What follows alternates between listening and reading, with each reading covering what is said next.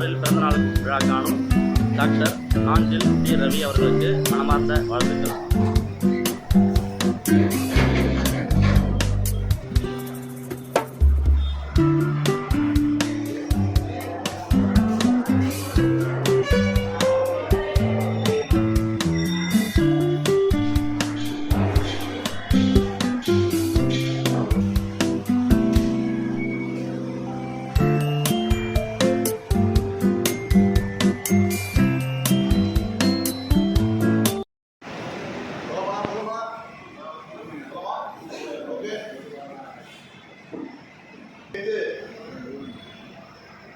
வருகை தந்திருக்கக்கூடிய அனைத்து பத்திரிகை மற்றும் ஊடகத்துறையினுடைய நண்பர்கள் அனைவருக்கும் என்னுடைய வணக்கத்தை தெரிவித்துக் கொள்கிறேன். என் பேர் நாஞ்சில் ரவி. நான் அனைத்து மீனவ சங்கத்துடைய தலைவராக உள்ளேன். இன்றைய பத்திரிகையாளர் சந்திப்புடைய நோக்கமானது கடந்த 3 வருட காலமாக இந்தியாவில் உள்ள, குறிப்பாக தமிழகத்தில் உள்ள கடைக்கோடியான கன்னியாகுமரி மாவட்டத்தை சார்ந்த ஆண்டனிதாஸ் என்கின்ற டிரைவருடைய தலைமையில் சென்னை பகுதியை சார்ந்த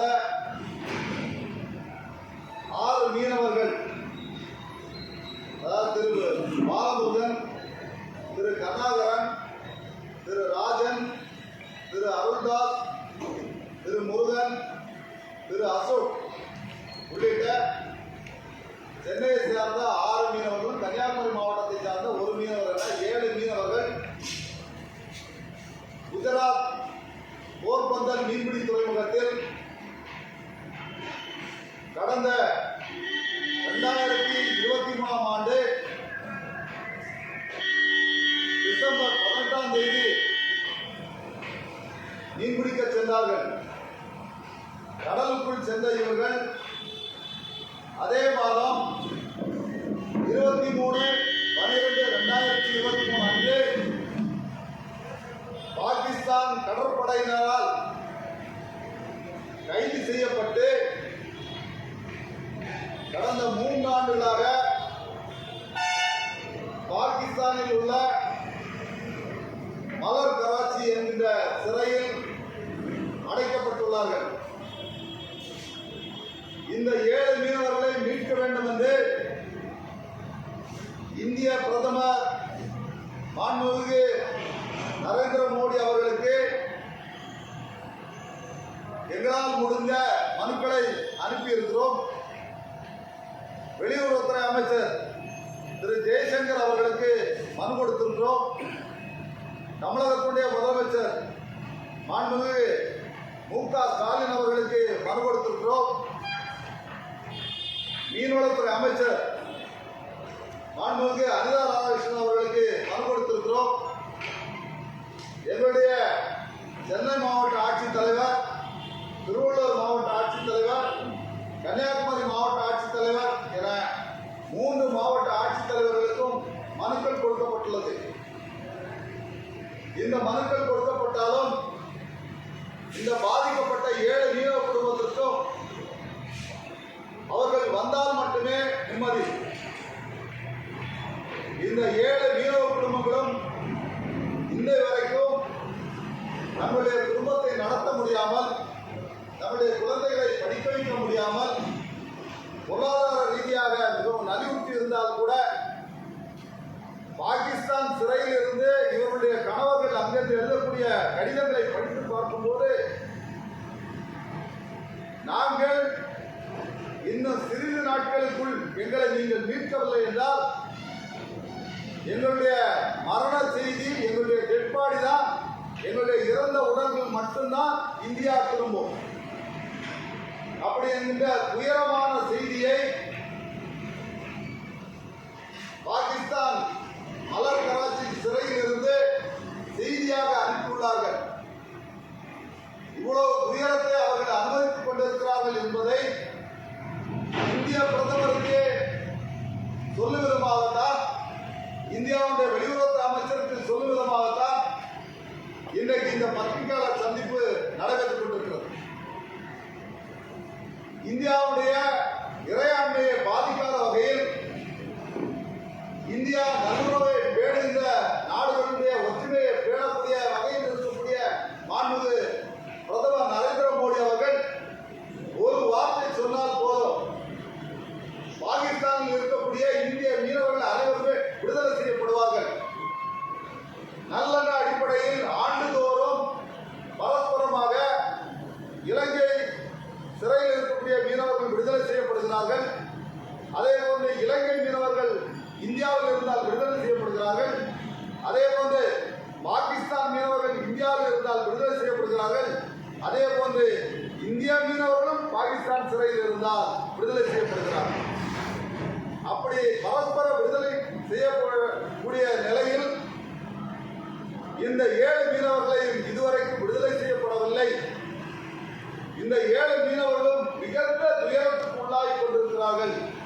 அவர்களுக்கு பல்வேறு விதமான நோய்கள் இந்த 7 மீனவர்களுக்கும் இருக்கின்றது. வயது முதிர்ந்தவர்களாக இருக்கிறார்கள். சுகர் இருக்குது, பிபி இருக்குது, இதே கோளாறு இருக்குது போன்ற பல்வேறு பிரச்சனைகள் மத்தியில் அவர்கள் சிறைக்குள் இருந்து கொண்டிருக்கிறார்கள். அதனால்தான் அவர்கள் கடிதத்தில் எழுதுகிறார்கள், இன்னும் சில மாதங்கள் சென்று விட்டால் நாங்கள் இந்தியாவுக்கு திரும்புவோமா, எங்களுடைய குணம் மட்டும்தான் இந்தியாவுக்கு திரும்புமா என்கின்ற கண்ணீரோடு அவர்கள் கடிதம் எழுதுகிறார்கள். ஆகவே இந்தியாவுடைய பிரதமர் அவர்கள் நேரடியாக, இந்தியாவுடைய வெளியுறவு அமைச்சர் நேரடியாக, தமிழகத்துடைய முதலமைச்சர், எதிர்கட்சி தலைவர்கள் எல்லாம் நேரடியாக இந்த விஷயத்தில் தலையிட்டு இந்த பாதிக்கப்பட்ட 7 மீனவர்களை மீட்க வேண்டும். குஜராத்தில் இருந்து போர்பந்தர் மீன்பிடி துறைமுகத்திலிருந்து குஜராத் மாநிலத்தை சார்ந்த சஞ்சய்குமார் என்பவருக்கு சொந்தமான IND GJ 25 mm 3458 என்ற எண் கொண்ட விசைப்படகில் தான் இந்த மீனவர்கள் மீன்பிடிக்க சென்றார்கள். பிரதமர் அவர்களே, உங்களுடைய குஜராத்தில் தான் இந்த கோர சம்பவம் நடந்துள்ளது. பிரதமர் அவர்களே, நீங்கள் உலக நாடுகளுக்கெல்லாம் சென்று எல்லாரையும் விடுதலை செய்கிறீர்கள், போர்களை நிறுத்தக்கூடிய வல்லமை பெற்றிருக்கிறீர்கள். ஏன் இந்திய மீனவர்களை விடுதலை செய்ய ஒரு வார்த்தை கூட சொல்லாமல் தமிழ்நாட்டில் இந்த 7 மீனவர்களை விடுதலை செய்தால் உங்களுக்கு தமிழ்நாட்டில் ஓட்டு வங்கி கூடாதா? நீங்கள் வரக்கூடிய சட்டமன்ற தேர்தலில் அனைத்து இந்திய அண்ணா திராவிட முன்னேற்ற கழகத்தோடு நீங்கள் போட்டியிட்டு தமிழ்நாட்டில் வெற்றி வாகை சூட வேண்டும் என்று நினைக்கின்ற இந்த நேரத்தில் தமிழகத்தில் உள்ள இந்த மீனவர்களை ஏன் மீட்கக்கூடாது? பாகிஸ்தானை விடுதலை செய்து அவர்களை சும்மா அனுப்பும் போது இங்கு இருக்கக்கூடிய முக்கிய பிரமுகர்கள் போய் விமான நிலையத்தில் நாங்கள் தான் அழைத்து வந்தோம் அப்படின்னு சொல்லி போய் மாலையும் சாலையும் போட்டு கூட்டு வர்றது வேடிக்கை காட்டாமல் போர்க்கால அடிப்படையில் துரிதமாக இந்த 7 மீனவர்களை மீட்க வேண்டும் என்று அனைத்து மீனவ சங்கத்தின் சார்பில் மத்திய மாநில அரசுகளுக்கு கோரிக்கை விடுக்கின்றோம். சார், 2024 3ஆம் தேதி 1ஆம் மாதம் இவங்க கைது செய்யப்பட்டிருக்காங்க. இது நிர்வாகிகள், மாநில நிர்வாகிகள், மத்திய நிர்வாகிகளை நீங்கள் சந்தித்து இதன் பேரில் மத்திய அரசுக்கு அழுத்தம் கொடுக்குறீங்களா? சார், 23/12/2023 இவங்க கைது செய்யப்பட்ட உடனே ஜெயிலில் இருந்து நம்ம மீனவர்கள் அங்கே இருந்து ஒரு ஜெயிலருடைய உதவி மூலமாட்டு நமக்கு ஒரு தொலைபேசி அழைப்பு வருது. அதில் தான் அவங்க சொல்கிறாங்க, இந்த மாதிரி நாங்கள் அந்த படகை எல்லை தாண்டி வந்ததா எங்களை கைது செய்து மலர் கராச்சி சிறையில் நாங்கள் இருக்கிறோம்னு சொன்ன உடனே உடனடியாக மத்திய அரசுக்கு நம்ம மனு கொடுத்தாச்சு, கலெக்டருக்கு கொடுத்தாச்சு, ஏற்கனவே சொன்ன சிஎம்க்கு எல்லாருக்குமே நம்ம கொடுத்தாச்சு. அதன் அடிப்படையில் இஸ்லாமாபாத்லேருந்து நமக்கு வந்த செய்தி, அங்கேருந்து இத்தனை மீனவர்கள் கைது செய்யப்பட்டுதான் எங்களுக்கு தெரியும், நாங்கள் நடவடிக்கை எடுத்துருக்கிறோம். எத்தனை வருஷம் நடவடிக்கை எடுத்துருக்கீங்க?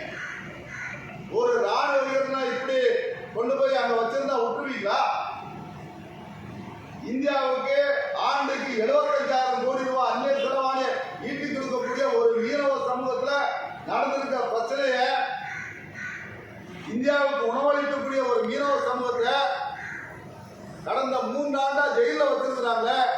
இந்தியாவுடைய இறையாண்மைக்கு இது பங்கமா தெரியலையா? இந்திய மீனவர்களை அங்க சிறைபிடித்து வச்சிருக்கிறாங்க, அது இந்தியாவுக்கு தலைக்குறிவா தெரியலையா? ஓட்டு நேரத்தில் மட்டும்தான் நாங்க மீனவுடைய ஓட்ட கலப்பதுக்காக மீனவுடைய நண்பர்கள் சொல்றீங்க. கொண்டு வாங்க, மீண்டு கொண்டு வாங்க. பாதிக்கப்பட்ட குடும்பங்கள் இதோ இருக்குது, நீங்க என்ன பதில் சொல்ல போறீங்க? அதே போல தமிழ்நாடு அரசு மிகப்பெரிய இருட்டடிப்பை செய்து கடந்த 8 வருஷமா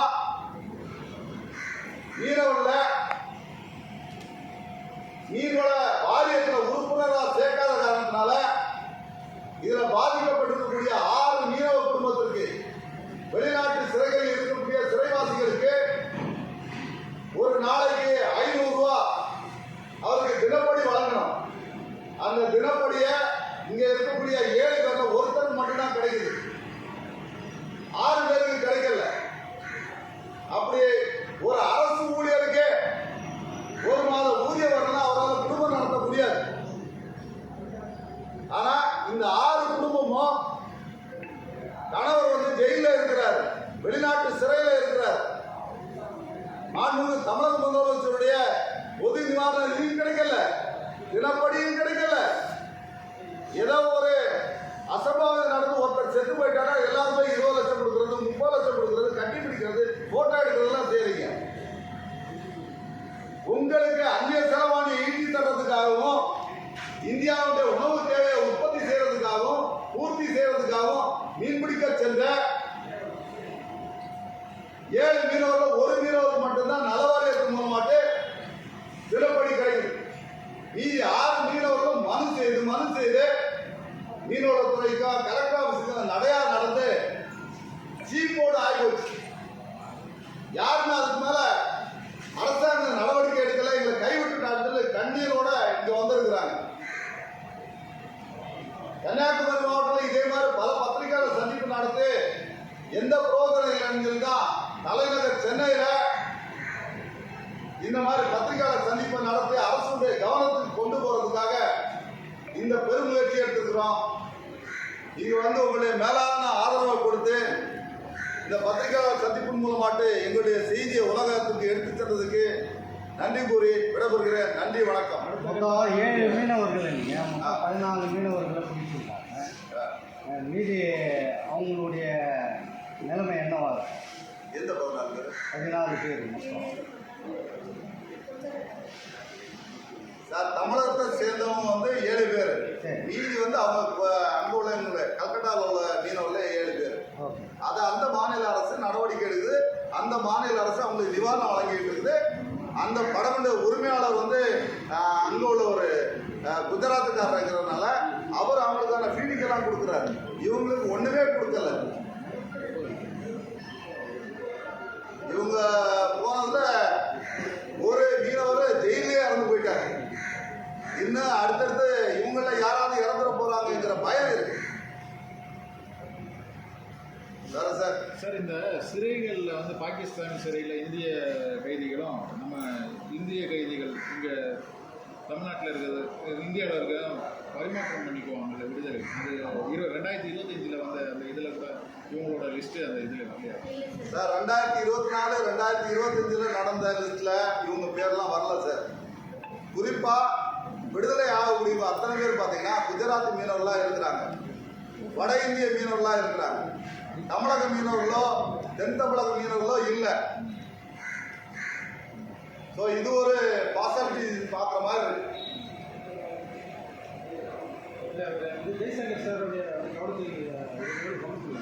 சார், அவருடைய கவனத்துக்கு போய் தான் சென்னையில் இருக்கக்கூடிய நம்ம மெரினா அலுவலகம், மெரினா பீச்சுக்கு எதிரில் இருக்கக்கூடிய வெளிநாடு அயலகத்துறையினுடைய இதிலிருந்து ஹை கமிஷன்லேருந்து வந்த லெட்ரு, நாங்கள் அவங்க வந்து விடுதலை செய்வதற்கான முயற்சி எடுத்து கொடுக்குறோன்னு 3 வருஷமா பதில் எழுதி கொடுக்குறாங்க. கடந்த 3 வருஷமா பதில் மட்டும்தான் வருதே தவிர மீனவர்களை மீட்டு கொண்டு வந்ததுக்கான எந்த அறிகுறியும் தெரியல. சிறை கைதிகள் பரிமாற்றம்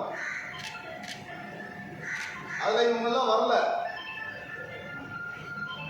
இந்திய அரசு பிரதமர் உலக நாடுடைய போரே நிறுத்துறதுக்கு நான் சொன்னா ரஷ்யா கேட்குது, நான் சொன்னா அமெரிக்கா கேட்குதுன்னு சொல்லாரு.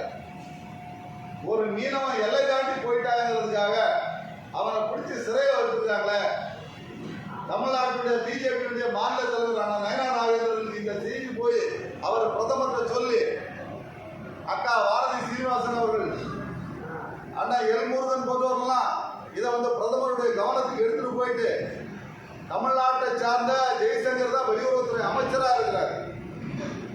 அவர் இந்த விஷயத்துல உரிய கவனம் செலுத்தினார்னா வரக்கூடிய தேர்தலுக்கு முன்னாடி இந்த மீனவருடைய குடும்பத்தை மீட்டு கொடுக்கலாம். வரக்கூடிய தேர்தலுக்கு முன்னாடி இவங்க அத்தனை பேரும் சாகும் வரை உண்ணாவிரதம் இருக்கிறதா அறிவிச்சிருக்கிறாங்க.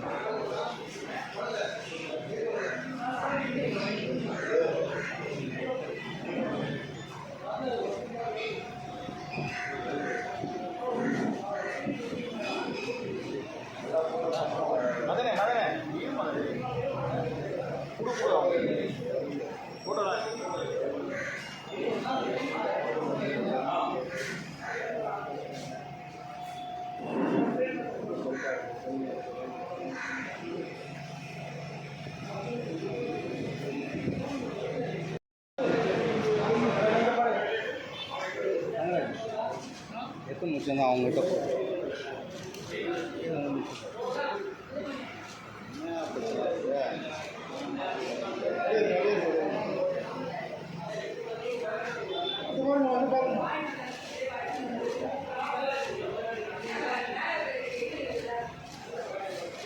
ஓகேவா?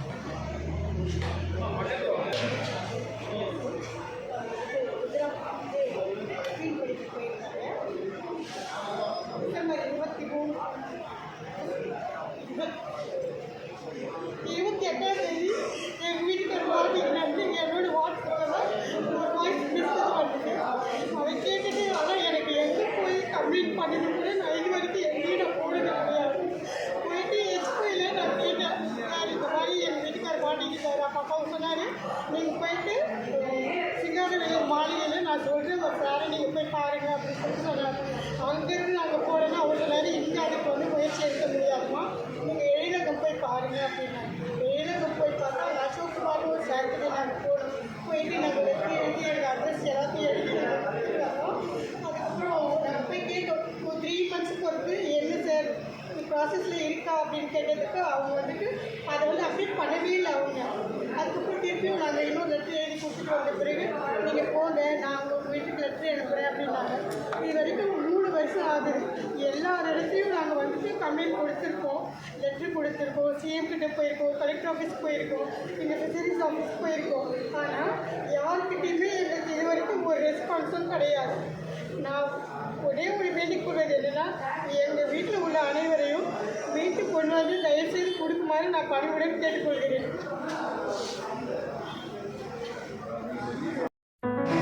அனைத்து மீனவர்கள் சங்கம் AFE மார்ச் 6 பிறந்தநாள் விழா காணும் டாக்டர் ஆஞ்சில் டி ரவி அவர்களுக்கு மனமார்ந்த வாழ்த்துக்கள்.